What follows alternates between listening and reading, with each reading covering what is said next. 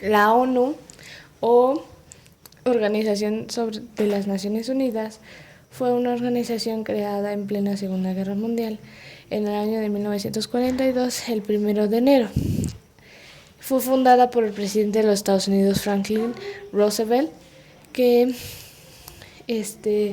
26 representantes de naciones aprobaron la Declaración de las Naciones Unidas, en virtud de la cual sus respectivos gobiernos se comprometían a seguir luchando contra las potencias del eje. En ese momento eran Japón, Italia, Alemania y la URSS. Las primeras organizaciones internacionales establecidas por los estados tenían un objeto de cooperar sobre cuestiones específicas. La Unión Internacional de Telecomunicaciones fue fundada en 1865 bajo la denominación de Unión Telegráfica Internacional, y la Unión Postal Universal se creó en 1874. Hoy en día son organismos especializados de las Naciones Unidas, o sea que están unidas a la ONU, y en 1899 se celebró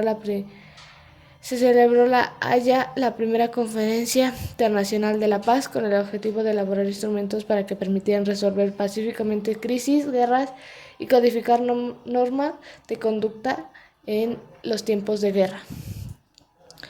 Esta conferencia aprobó la Convención para el Arreglo Pacífico de los Conflictos Internacionales y estableció la Corte Permanente de Arbitraje, que empezó a operar en 1902. El precursor de las Naciones Unidas fue la Sociedad de Naciones, organización concebida en similares circunstancias, o sea, antes en la Primera Guerra Mundial, donde se crea el Tratado de Versalles, donde promueve la cooperación internacional y consigue la paz y seguridad, además de que Alemania se encargue de todos los gastos de la guerra. Y también con este tratado se creó la Organización Internacional de Trabajo como un organismo asociado a la Sociedad de Naciones, y la Sociedad de Naciones cesó su actividad al no haber conseguido evitar la Segunda Guerra Mundial. O sea, se paró la Organización Internacional del Trabajo.